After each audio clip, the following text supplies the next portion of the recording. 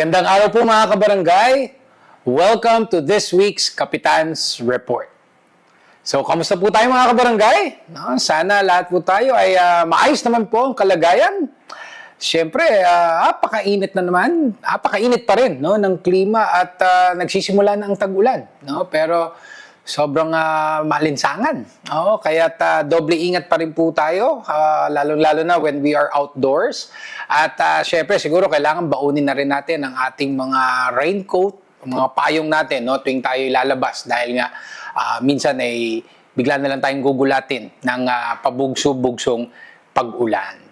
So, buwan na po ng Hunyo, no? At nabanggit ko nga nung huling flag racing, no? Na itong June ay siksik na siksik sa iba't ibang mga okasyon.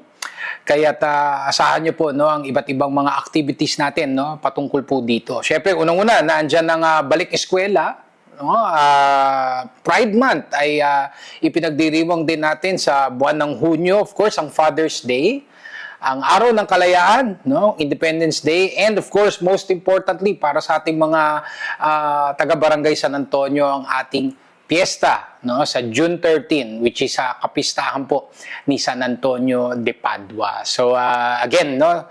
Asahan niyo po no, ang iba't iba nating mga kaganapan sa ating barangay, kaugnay po ng mga okasyon na ito.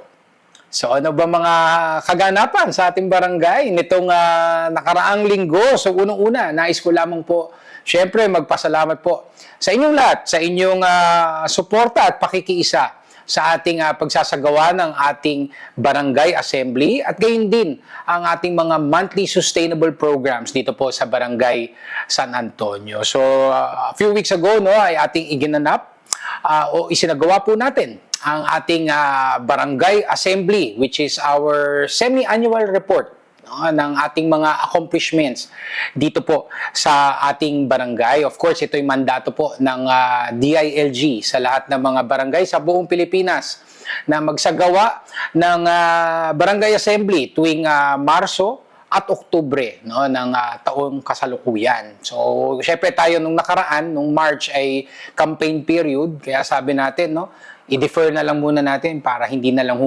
mahaluan no, ng politika ang ating barangay assembly. So, as promised, syempre, right after the elections, no, ay ginanap na po natin ang ating semi-annual report para sa ating mga kabarangay. Siyempre, no, ako'y nagbigay ng maikling mensahe no, patungkol sa estado ng ating barangay. At siyempre, ang ating barangay council, no, ating mga kagawad, ay naghanda ng isang komprehensibo na audiovisual presentation no, para mai-highlight naman po ang iba't ibang mga accomplishments ng different committees that we have sa ating barangay government. So again, ang aking mainit na pagbati at pagpapasalamat sa ating barangay council, sa SK Council no, for continuing to work hard no, and to deliver different services and programs para po sa ating mga kabarangay. Siyempre, ang aking pagpapasalamat din sa ating barangay workforce. No? Na tulad ng aking sinasabi, hindi magiging posible ang ating mga accomplishments kung hindi dahil sa inyong pakikiisa at gayon din ang inyong serbisyo na ipinamamalas para sa ating komunidad. Siyempre, dagdag ko na rin no, yung mid-year bonus ng ating mga barangay workforce ay ating naipamahagi na rin po natin. No? At siyempre, napag-uusapan ng mid-year bonus, ang ating mga senior citizens pala this month of June ay tatanggap din ng kanilang mid-year cash gift na 1,000 pesos each mula sa ating barangay. So, asahan nyo po yan, no? Na itong pagdidistribute ng ating cash gift sa mga senior citizens ay magsisimula na rin itong buwan po na ito. So, again, patuloy po tayong magtulungan, no? Nang sa ganon ay mas maihatid natin ang mas maganda ang tunay na service with a smile para po sa ating komunidad.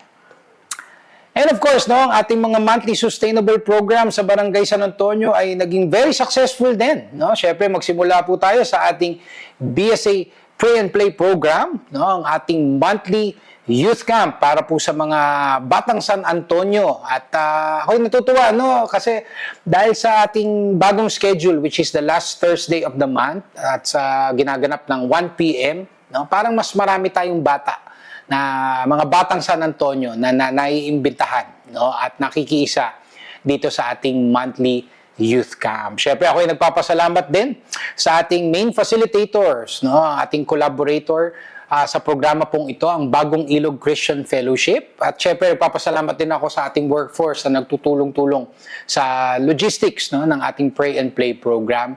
At syempre, no, sa ating BADAC co-chair na si Kagawad Cynthia Milo.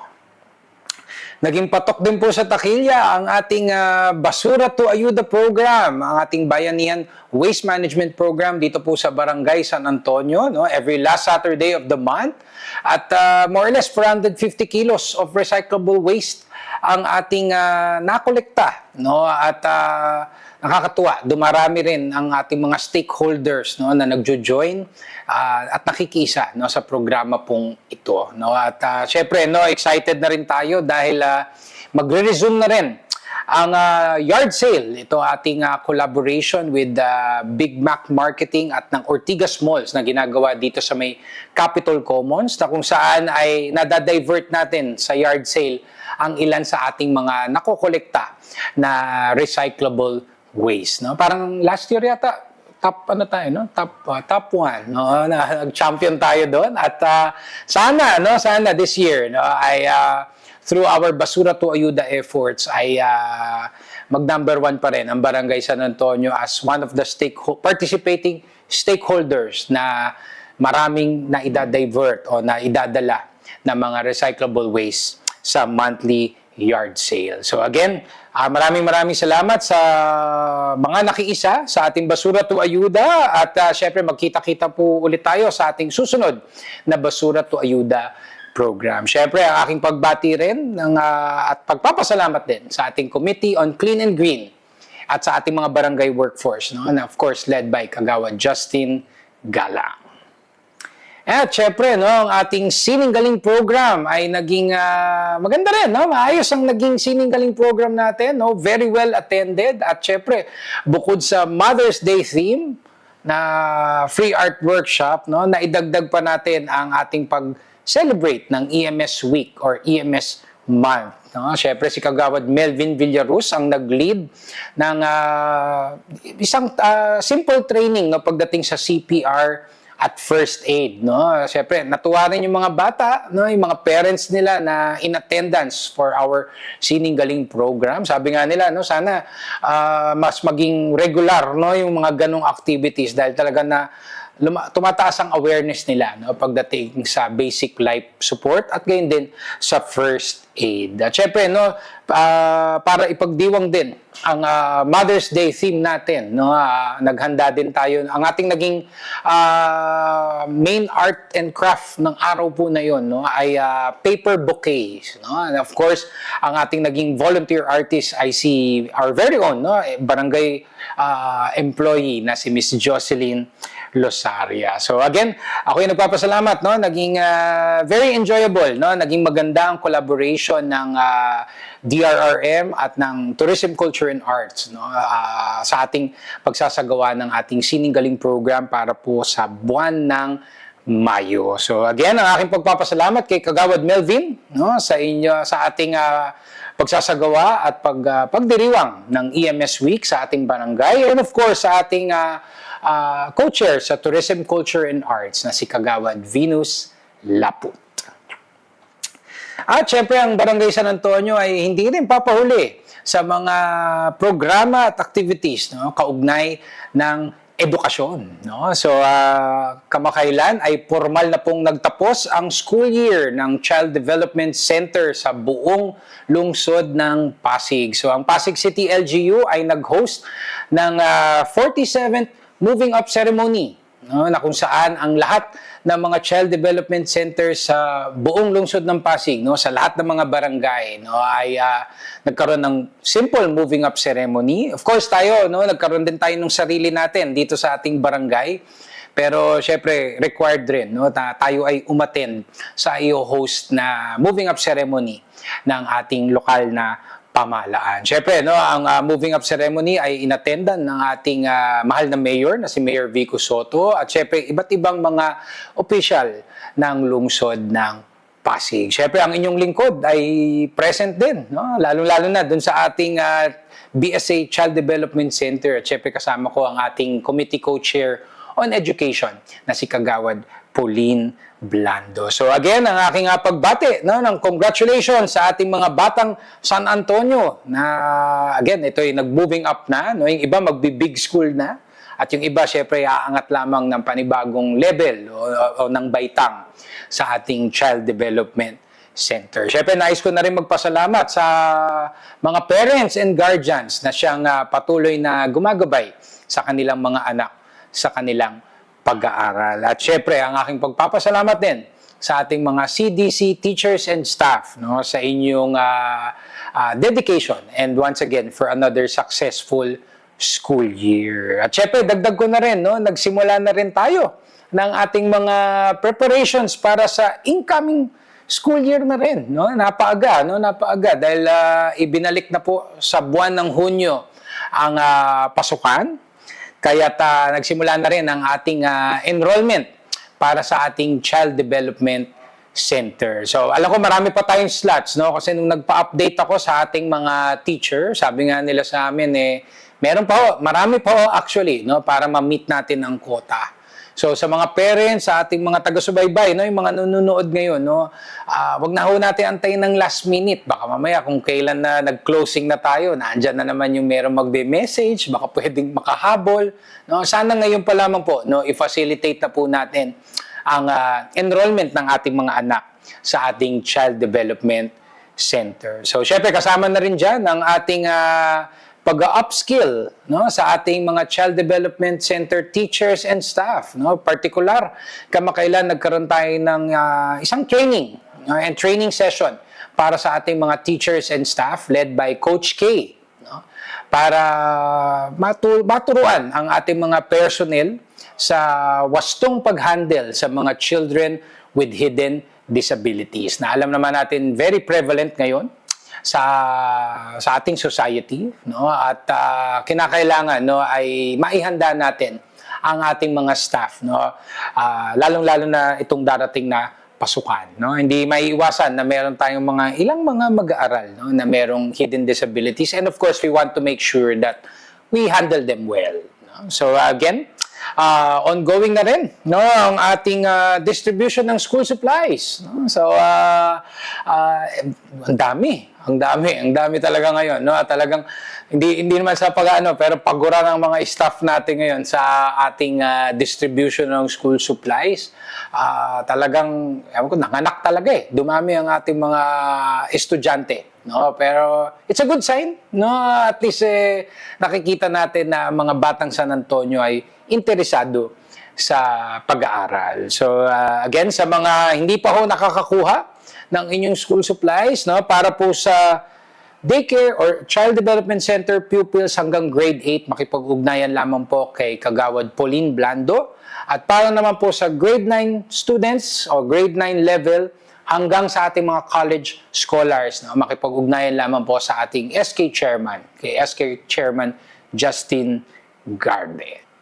At syempre, tuloy-tuloy din po ang ating iba't ibang collaborations with the Pasig City local government. No? Syempre, patuloy ang ating pakikipag-ugnayan sa ating Pasig City LGU para makapaghatid ng iba't ibang mga programs and activities, no, para sa ating komunidad. So, unang-una dyan, syempre, nabanggit na rin panahon pa ho ng bakasyon. So, syempre, ano ba ang tradisyon kapag bakasyon? No? Yan ang libreng tuli program, no? So ito ang pagkakataon, no, para ang mga nagbibinata, no, ay maging ganap na mga lalaki na, no, kung tawagin nga, no. So again, a total of 25 brave boys, no, participated sa ating isinagawang libreng tuli in collaboration with the Pasig City local government. At syempre ito'y ginanap sa Barangay Kapitolyo, no, sa kanilang napakalaking function room. So sa Barangay Kapitolyo, maraming salamat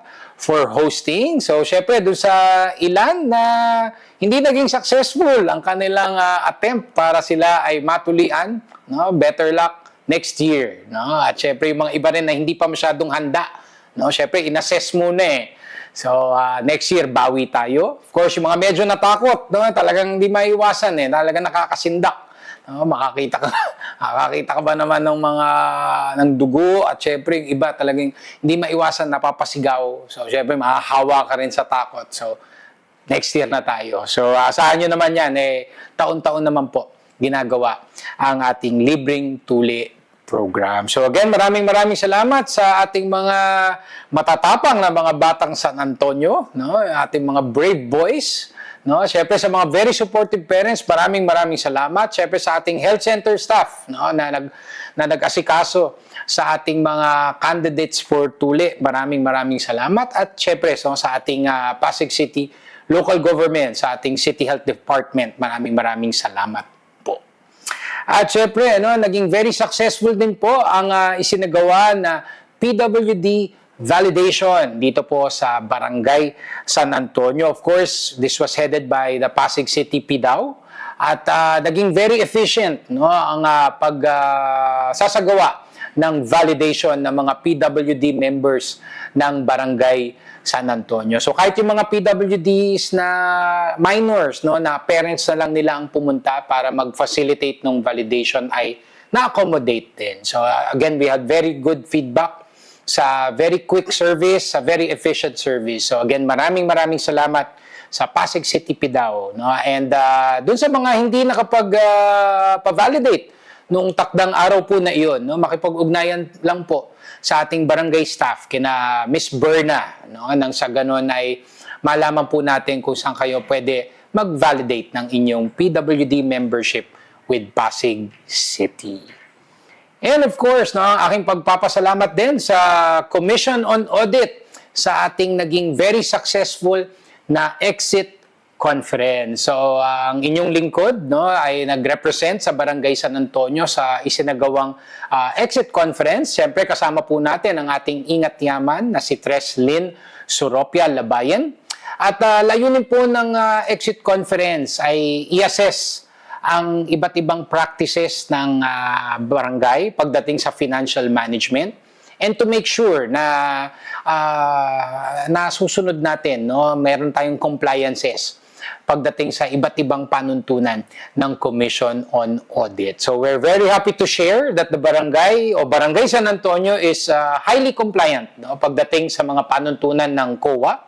At syempre hindi mawawala ang mga areas of improvement. Sabi nga ng mga representatives ng COA, sana wag kayong ma-discourage dito sa mga findings or mga comments, bagkus gawin nyo itong inspirasyon, para mas lalo pa kayong mas lalo nyo pang isaayos ang inyong financial or fiscal management ng inyong barangay. So again, ang aking pagpapasalamat sa representatives ng COA for being very supportive, Talagang naandiyan kayo pag meron kaming mga questions, meron kaming nais i-clarify, Lalong-lalo na sa legalities. Siyempre, public funds itong ating hinahawakan and siyempre yung ginagastos natin, public funds din. Kaya kinakailangan ay to the letter ay sumusunod tayo or naaayon tayo sa batas. So, syempre, aking pagpapasalamat din sa ating treasurer, kay Tres Lynn Suropia Labayan, and of course sa ating mga staff sa Treasury and Finance ng Barangay San Antonio. And ilan sa mga important announcements, mga kabarangay, Unang-una, syempre, nalalapit na po ang ating pagdiriwang ng ating fiesta dito po sa Barangay San Antonio. So, ang ating feast day po ay on June 13. Ito po ang kapistahan ni San Antonio de Padua. At syempre, hindi mawawala ang ating mga traditional na mga activities na ginagawa natin taon-taon dito po sa ating barangay. So, unang-una po, syempre, sa June 11 at 5 p.m. ang ating BSA Fiesta Online Raffle Draw. So, ito po yung online raffle, nagsimula po yung ganitong practice nung pandemic. At nakita natin through the years, mas marami ang nakakasali sa ating mga kabarangay at marami rin ang nagkakaroon ng tsansang manalo, dahil hindi naman lahat makaka-attend talaga pagka meron tayong face-to-face na raffle draw. So again, sa June 11, 5 p.m. ang ating Fiesta online raffle draw. At sa June 12 naman po, 2 p.m. dito sa Barangay Covered Court natin ang ating Fiesta Bingo. No? So last year, nag-prepare tayo ng mga, I think about 14 games yon. So this year, no, mga ganyan din po ang ating ihahanda na bilang ng laro, no, para sa ating Fiesta Bingo. So mga cash prizes ang ating inihanda dyan dahil talagang mas nakaka-suspense daw pagka-cash, no? Mas masarap ang pagsigaw ng bingo, no? Sa mga mananalo, syempre. And of course, no, ang ating culminating activity, no, or ang ating culminating event sa ating pagdiriwang po ng ating fiesta ay ang ating Feast Day Holy Mass, no? Ito po ay again sa pagdiriwang ng kapistahan ni San Antonio de Padua, at ang ating Feast Day Mass ay gaganapin po sa June 13 at 8 a.m. dito po sa ating Barangay Covered Court. So ang ating Sangguniang Kabataan ay may mga iahanda din, no, na mga activities. At syempre, no, yung ating yung mga ibang activity pin natin tulad ng ating mga monthly sustainable programs ay syempre iaayon na rin natin, ididikit na rin natin sa ating pagdiriwang ng ating kapistahan. So again, all our activities will be posted on social media. So sana po, no, nananawagan kami sa ating mga kabarangay na sana ay makiisa po tayo, makijoin po tayo sa ating pagdiriwang ng ating fiesta dito sa Barangay San Antonio.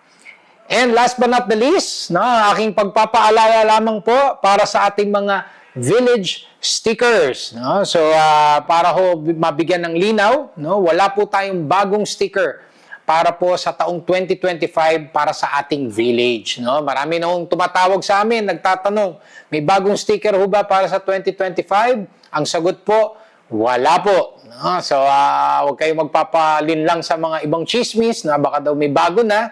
No? So, ang valid na sticker po ay taong 2022. No? Kung malalaman nyo bakit may mga iba na nakakakuha ng sticker, no? Ito po yung ating mga residente na may bagong sasakyan, no? Nabasag ang windshield at kailangan nila palitan ng windshield. Siyempre, masisira yung sticker nila. Papalitan natin ng sticker. Sa mga bagong nangungupahan, no? Mga bagong residente dito sa ating barangay, no, syempre, mabibigyan din sila ng sticker. Pero kung makikita nyo, no, hindi bago yan. No? Yan po ay mga supply po natin, no, na nung 2022 pa. So again, ang kailangan lamang pong dalhin ay ang inyong OR and CR, no, photocopy at gayon din proof of residency, no, dito po sa Barangay San Antonio, particularly dito po sa ating village, no? Kung kayo man ay hindi taga-village at kukuha ng sticker, no, again, please bear with us kung marami pa kaming itatanong. Syempre, i-filter namin, ba't kayo makikiraan dito? 'Di ba? Ano ang business nyo for passing through the village, no? Antonio Village. So again, this is just so we are able to preserve, no, yung peace and order dito po sa loob ng ating village. So again, makipag-ugnayan lamang po sa ating tanggapan ng punong barangay dito po sa 3rd floor, no, dito lamang po authorized i-release ang mga village stickers at, no, ito po ay libre, no, so wala hong bayad to. So please do report to us rin, no, yung mga illegal sale ng mga village stickers po natin. And again, no, mga kabarangay, ang aking patuloy na pag-anyaya po sa inyong lahat to please like and follow our official Facebook pages. Please subscribe to our YouTube channel. Please join our Viber community group. And please do regularly visit our official website, sanantonio.pasigcity.gov.ph, para lagi po tayong updated, no, sa mga kaganapan sa ating barangay. No? Mahirap na yung nalalaman natin huli na. No? Kailangan yan ay very proactive din tayo, no, sa pagtingin sa aming mga social media pages para alam natin, no, if a particular activity concerns us or kailangan natin, no, alam natin kung paano kailan mangyayari at tayo'y makikiisa, no, sa mga programa pong ito. So again, ang aking pagpapasalamat sa ating mga katuwang sa pagseserbisyo, ang ating mga barangay employees, the barangay council, the SK council, our social media team, maraming salamat. Syempre sa ating mga collaborators, mga benefactors natin, mga donors natin, no? Maraming salamat for continuing to work with BSA. At syempre, sa ating mga mahal na kabarangay, sa ating mga netizens, mga constituents natin, sa ating mga stakeholders. Maraming salamat po sa inyong tiwala at suporta para po sa ating barangay. So again, ang aking pagpapasalamat po sa inyong lahat, sa inyong pakikinig, and rest assured that BSA will continue to do its best upang ihatid po ang tunay na service with a smile para po sa ating komunidad. So sa ating mga kabarangay, patuloy po tayong magdasal. Of course, ang ating pananampalataya, lalo nating patatagin, at tiyak ito ang ating magiging gabay sa ating mga pang-araw-araw na buhay. So sa ating mga kabarangay, mag-ingat po tayo lagi. Stay safe always. And may God bless us all. Thank you.